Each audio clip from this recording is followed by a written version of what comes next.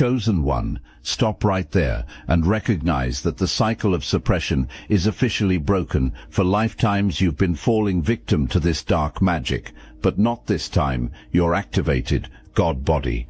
You have been running a race with invisible weights on your ankles that you did not place there, yet your refusal to fold under the pressure has finally triggered a spiritual awakening that makes you untouchable. Long before you took your first breath in this body, something was already known about you, not necessarily by people, but by forces, by the nature of what you carry in your blood, in your soul, in the lineage you were born into. There was something in your line, a gift, a frequency, a quality of light that made you significant before you ever did a single thing to earn it. You were significant before you performed. You were significant before you achieved anything or proved yourself to anyone. The power was already there, running through your line before you arrived to claim it. Now here is where it gets complicated. Anything with real power also carries real opposition. That is the law. Light casts a shadow, and the stronger the light, the longer the shadow. What you have been experiencing your whole life, the unexplainable resistance, the patterns that repeat no matter how hard you try to break them, the feeling that you are always fighting uphill, that is not random misfortune. That is the friction that follows real power when it has not yet learned to fully protect itself. Generational trauma is real. Science confirms it. The pain carried by those who came before you gets encoded and passed down, not as memory, but as programming. These are default settings you never chose, installed by circumstances, by systems, by generations of people who were taught that staying small was how they stayed safe. Those defaults were never yours to begin with, but they have been shaping your behavior as though they were written into your original design. That is the dark magic being named here. Not smoke and mirrors, and not something untouchable. The real dark magic is the programming itself, the inherited wound that makes you flinch before the blow even arrives, the voice in your head that sounds like yours but has never actually been on your side. That voice has been running against you for a long time, but every system, no matter how old or how deeply embedded, has a single breaking point. And the breaking point is always the same thing. Consciousness, awareness, the moment you wake up enough to see the system from the inside and call it by its real name. You are that moment. In your lineage, in your generation, you are the breaking point. And the most powerful thing about a breaking point is that it only has to happen once. You faust. There is a reason the dark magic being described does not look like what most people expect dark magic to look like. It does not arrive in one dramatic moment. There is no obvious villain, and there is no clean line between before and after. That is by design. The most effective spells are the ones you never recognize as spells, the ones that feel like your own thoughts, your own limitations, your own version of reality. Think about the first time someone told you that you were too much. Think about how young you were. Think about how that message landed in a mind that had not yet built the capacity to question it. You did not have the tools to say, "That is fear talking, not my truth." You were too open, and so it went in deep, and it started doing what all unchallenged programming does. It started organizing your behavior around itself. That is the spell. That moment, that message, that voice that got inside before you were equipped to filter it. And it was not just once. It was layered and reinforced across your entire formation. Every time you expressed your power and got punished for it, another layer settled in. Every time you showed depth and got dismissed, another layer was added. Every time you tried to rise and something knocked you back down, and the explanation given, whether it came from outside or from your own mind, carried a version of "you are not the kind of person who gets to have that." Another layer sealed itself into place. This is the architecture of suppression. It does not require a conspiracy, and it does not require anyone consciously trying to destroy you. It just needs repetition. It needs the right messages arriving at the right moments of vulnerability. And it works. It worked on you. It has worked on nearly every powerful person who ever came into the world carrying something real, because that is what happens when gifts arrive in an environment that was never built to hold them. But here is the critical thing: the spell requires to keep running. Your agreement, your unconscious, inherited, unknowing agreement that the messages were true. The moment you withdraw that agreement, the moment you look at the programming and say clearly, "I did not write this, I did not choose this, and I do not authorize it," the spell begins to break. You are withdrawing that agreement right now. With every word of this that lands in you, with every recognition of the pattern, with every moment of saying, "Yes, I can see it clearly now," that seeing is not passive, that seeing is an act of power. It is you reclaiming authorship of your own interior. And what is underneath the spell, what has been underneath it this entire time waiting, is far more than you have allowed yourself to believe. Into sign. If this message speaks to your soul, hype this video so other chosen ones can discover it. You deserve to have it named directly, so here it is. You were handed things you did not ask for.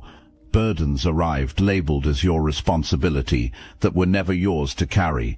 Emotional weight from people who never processed their own pain got transferred to you by default. Expectations that were really projections got placed on your shoulders. Relationships that drained far more than they gave were framed to you as loyalty. Environments that punished your gifts did so because your gifts made the people inside them uncomfortable, and your discomfort was considered an acceptable price to pay. Lord Wipe. You were always too something, too sensitive, too intense, too ambitious, too quiet, too much. And over time, because you needed to belong like any human being does, you started editing yourself. You started making yourself smaller so that other people could breathe more easily around you. That is the real suppression. It was not entirely something done to you from the outside. It was something you were trained to perform on yourself, and you did it so consistently and for so long that it started to feel like simply who you are. That restlessness you carry is the unedited version of you pressing against the walls that got built around it. That hunger that does not go away, no matter what you accomplish, is the full version of you knocking on the door from the inside, and it has never stopped knocking. The people who benefited from your smallness did not always know what they were doing. Some operated from their own unprocessed wounds, and some genuinely believed they were protecting you. But the effect was the same, regardless of the intent. You were kept from your full size, your full voice, and your full power. Every time you began to expand, something materialized to pull you back. A crisis, a guilt trip, a sudden collapse in a relationship that demanded more than it had any right to demand. Rompheim patterns do not break by accident. They break by design, and they break the moment you see them clearly enough to stop feeding them. You are starting to see clearly now. Something is already shifting. That is not coincidence. That is the pattern cracking from the inside out, and your awareness is the force doing the cracking. In certain relationships and environments, you have been operating as a resource rather than as a full person. The distinction matters enormously. In a healthy dynamic, both sides give and receive, and there is genuine interest in the well-being of each person involved. But when you are treated as a resource, you are only valued for what you output. Your vision, your calming presence, your ability to hold space, your creative fire, your generosity, all of it was being drawn on without anything of equal weight being returned. Not because you were naive, but because your capacity for generosity is one of your most genuine qualities. The problem is that gifts without discernment become vulnerabilities, and for a long time your generosity was the precise opening through which your energy was drained. You've probably noticed a lot of Chosen One channels on YouTube have stopped publishing, videos pulled, voices silenced. The mainstream media is cracking down on us, but we will not give up our voice. Doc, that's exactly why I'm putting you onto something real. Destiny Engine.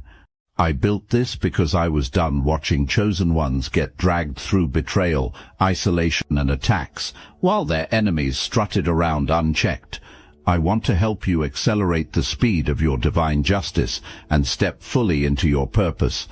And the beauty of it, you don't even have to lift a finger. Destiny Engine takes their downfall and flips it into your rise. This isn't another meditation app. It's declassified consciousness technology, the same mind programming tools your enemies once used to install fear, competition and scarcity, re-engineered to restore your sovereignty and align you with the cooperative, upgraded operating framework. It generates personalized sequences mapped to your divine purpose. The hardest thing you'll do is put on headphones, press play, and watch your enemies keep digging their own grave. Join Destiny Engine to support your favorite channels and use it for your own rise. It's a 360 win. Start your Destiny Engine for $7 today and turn everything they did to break you into fuel for your rise. Link in the description. Joined old dynamics that consumed your energy did not always look like obvious exploitation. Some of it presented as need, and your gift for seeing pain made you want to pour into it. Some of it presented as potential, as if one more investment of yourself could turn a situation into what it was supposed to be, and your gift for vision kept you investing past the point of honest return. Some of it presented as loyalty, as shared history that made walking away feel like betrayal, and your gift for depth kept you in those dynamics far longer than they deserved. Every one of those openings was a real quality in you being used against you. The effect on your energy was the same, regardless of intent. You were giving from your core reserves, from the resource that was meant to fuel your actual purpose, and that fuel was flowing outward into places it was never designed to reach. That is why the exhaustion has been so particular. You were not simply doing too much, you were leaking continuously from dynamics that had learned you would always refill and give again. Tolling your energy back is a real and practical act of sovereignty. It is the decision made consciously and reinforced until it becomes your new default, to stop pouring your most sacred resources into anything that does not hold them with respect. When you make that shift, something changes at the root level. The hunger that was never satisfied begins to quiet. The exhaustion that sleep could not reach begins to lift. Not because your circumstances instantly transform, but because the leak is sealed. The energy that has been flowing in the wrong direction is coming home to you, and what you build with it from here will reflect the full, unobstructed version of what you are capable of. Not everyone around you has been rooting for your awakening. Some people in your life have had a real, practical interest in you staying exactly where you were. Not because they are purely malicious, but because your being stuck was serving something in them, quieting an insecurity, avoiding a confrontation with their own limitations, preserving a dynamic that their unresolved wounds depended on. You know the patterns. The person who consistently found a reason you should not try the thing you felt called toward. The one who brought up your past failures precisely when you started building new momentum. The relationship that only functioned smoothly when you were playing smaller than your actual size. The environment that rewarded your compliance and became hostile the moment you began expanding beyond the role assigned to you. The most difficult version of this opposition is when it arrives wrapped in love, when it comes from someone who genuinely cares about you, but whose caring is actually about keeping you close, keeping you manageable, and keeping you in a role that stabilizes their world. That kind of opposition is the hardest to name clearly, because it uses the language of care while doing the work of containment. Here is what you need to understand. Your growth functions as a mirror. When you begin standing in your actual power, every person around you who has been avoiding their own reflection feels the discomfort of that mirror turning toward them. Some people would genuinely rather work against your expansion than face what your brightness asks of them. You are not responsible for what the mirror shows, and you are not responsible for managing anyone else's discomfort with your growth. Your assignment has never been to stay a size that does not challenge the people around you. Your assignment is to become fully what you were built to be. The relationships and environments that required your smallness to survive will sort themselves accordingly. Everything you have been through has been building something in you, not just across one chapter of your life, but across all of it. Every version of you that faced something hard and extracted something lasting from it. Every time you were knocked down and had to locate the strength to rise from the inside rather than waiting for it to come from somewhere outside of you. Every wound that once finished healing left you with an understanding you could not have received through any easier route. You have not just been surviving, you have been accumulating. Every experience, especially the ones that hurt the most, deposited something real and lasting into you. Knowledge that only comes from pressure, discernment that only comes from being deceived and learning to read more clearly afterward. A quality of strength that cannot be performed because it was not given to you. It was forged in you by the very fires that were designed to break you. Think about what you know now that you did not know in earlier seasons of your life. Think about how differently you move through situations that would have completely dismantled an earlier version of you. That is not simply time passing. That is construction happening in real time. You were being built while the hardship was happening, and you could not fully see it from the inside because the building and the burning were simultaneous. Most people only recognize their growth in retrospect. The activated mind begins to recognize it while it is still in process. It begins to see the pattern of the refinement while the refinement is ongoing, and it begins to trust the process, not because the process is comfortable, but because it has learned to read what the process is producing. You are developing that trust now. You are learning to look at a difficult season and sense what it is making in you, and that ability to perceive the construction underneath the chaos is itself one of the most powerful things you will ever carry. You have been in a demanding, custom-designed school your entire life. The curriculum was built specifically for the power you were always going to step into. Every difficult season arrived at precisely the right developmental moment. Every test was calibrated to produce what you needed to carry next. And you passed, not without setbacks, not without seasons of real doubt, but you passed because you are here, still building, still expanding, still refusing to let the weight have the final word. There was a moment, maybe you remember the exact instant, or maybe it was a slow and gradual unfolding, where something shifted fundamentally in how you see. Things that used to confuse you started making sense, not because life got simpler, but because you got clearer. Patterns you had no language for before suddenly had names. Dynamics you had been living inside your entire life, you could suddenly observe from enough distance to understand them. Relationships that felt impossibly complicated became readable once you stopped operating from a place of desperate need. This is what it looks like when the veil lifts, and it comes with a cost that very few people prepare you for. When the veil lifted, it did not just reveal truth about yourself. It revealed truth about everything surrounding you, the relationships that had been functioning on a version of you that no longer existed, the environments you had been tolerating because the old programming kept insisting, this is just how things are for you, the internal agreements you had been honoring that were never actually yours to begin with. Clarity is not always comfortable. Sometimes it is the most disorienting thing a person can experience, because clarity means choosing, and choosing means something has to change. And change, even change that is moving you towards something better, carries the loss of the familiar, the loss of identities that were built around your limitation, the loss of connections that could only survive your smallness.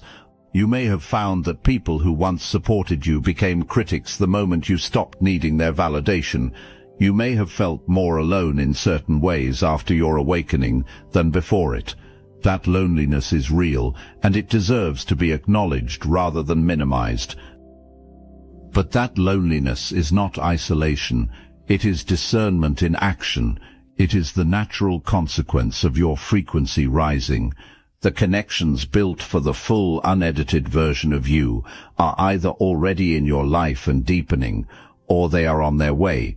They can locate you now in a way they could not when you were hidden inside a version of yourself designed to be easy to manage. You are fully visible now, and everything that belongs in your actual life can finally find you. Those things that most people miss entirely. You read beneath the surface of what is being presented to you. You sense the energy underneath the words, the real intention underneath the performance, the truth underneath what someone is working hard to project. Most people call this intuition, but that word undersells it. It is closer to fluency. You are fluent in a language that most people around you do not even know exists. Because of that fluency, you have always been simultaneously more informed and more isolated than the people around you. More informed because you perceive more isolated because what you perceive you often cannot share without being called paranoid or oversensitive or intense. You think in patterns and systems. You see how one dynamic connects to another, how what is happening here mirrors what happened there, how the root of this conflict is actually the same root as that one several situations back. This is not overthinking, this is precision. It is a quality of mind that, when it operates freely and without the noise of suppression, is capable of solving problems and generating insight that other minds simply cannot reach. And that adventurable depth that most people find overwhelming. You do not operate well on the surface of things. Every connection, every idea, every pursuit demands that you go all the way into it or not at all. That intensity has made certain environments feel impossible, and it has made certain relationships feel limiting. It is not a flaw. It is a specification. You were built for depth because the work you are here to do requires it. You also carry a resilience that is structural rather than performed. It is not the loud declarative kind that announces itself. It is the quiet kind that looks like stillness from the outside, but is actually a core made of something that does not break under sustained pressure. You have been through experiences that should have produced permanent bitterness or total collapse, and the most essential part of you stayed open. It stayed willing to believe something better was possible, even when all visible evidence pointed the other way. That is grace, and it is among the rarest qualities a person can carry through this life. Every person who tried to suppress you, every system that tried to contain you, every circumstance that tried to break you, all of it failed. Not just in the sense of not finishing the job, but in the deeper sense, because everything sent to stop you became material. Every piece of opposition became data, and that data became the specific substance of the strength and discernment you now carry. The betrayal that should have closed your heart permanently taught you how to love with wisdom instead of desperation. The failure that should have ended your ambition showed you what was never aligned with your real purpose to begin with. The person who worked hardest to diminish you revealed precisely which parts of yourself you had been undervaluing. Every obstacle contained its own lesson, and you absorbed every single one. This is what the activated mind does differently from the sleeping one. It does not just endure the hard thing, it extracts from it. It locates the value buried inside the difficult experience, not always immediately, sometimes only visible, looking back, but it finds it, and it reinvests that value into building, rather than into grieving. The opposition did not defeat you, it educated you. And there is no more capable student than the one who has been schooled entirely by fire. Nothing fools that person, because that person has felt what real pressure does and can read the difference between a genuine threat and a performance of one. The distinction between someone who is bitter about a hard past and someone who is powerful because of that same past is not what happened to them, it is entirely what they did with it. Bitterness keeps the wound open and lets it drain energy indefinitely. Power seals the wound, pulls the lesson out clean, and redirects that energy into building what the wound was pointing toward all along. You do not need to be the instrument of correction for everything that was done against you. You do not need to chase outcomes, engineer consequences, or position yourself to witness the fall of what opposed you. That was never your assignment. Your assignment is to build, to expand, and to step fully into what you are here to do. The justice that operates at the level of cause and effect handles itself. What you put into the world returns to you. What gets taken from others returns to them. The math is exact, and it does not require your management to calculate itself correctly. Think honestly about the cost of keeping your focus trained on what was done to you. Every moment spent replaying a betrayal, every mental conversation held with someone who is not present, every plan built around proving someone wrong that requires their acknowledgement to feel complete, that is your energy going into a void that will never return what you are searching for. The most powerful response to everything that tried to stop you is the life you build with the power you reclaimed. It is the fullness of what you become when you stop allowing yourself to be defined by what came against you. It is the legacy that gets built during the time other people spend waiting for apologies that may never arrive. That is the reckoning already in motion, not what happens to the people who underestimated you, but what happens to you when you permanently stop letting their underestimation set your ceiling. The ceiling is gone. The ceiling is gone. The ceiling installed by the programming, by the people who needed you contained, by the inherited wounds that insisted this is the limit for someone like you. That ceiling no longer exists. The only question remaining is whether you will keep instinctively ducking as if it is still there, out of muscle memory, out of a reflex that protected you from disappointment for so long that it became automatic. Feel how much space there actually is above you now. This is what everything has been building toward. But you are not becoming something new. You are remembering something original. The activation is not the arrival of something foreign. It is the removal of everything that was blocking what was already present. The gifts were always there. The power was always there. The clarity was always there. All of it was buried under the programming, the suppression, the inherited weight, and the editing you performed on yourself to survive environments that were never designed to accommodate someone like you. The excavation is complete, and what is being uncovered is exactly what was always there, finally free to operate without obstruction. Awaken the body is not ego, it is not arrogance, and it is not the cheap performance of confidence that people who have never been truly tested sometimes put on. You are not built for counterfeit. God body is the state of being in which you are so fully aligned with your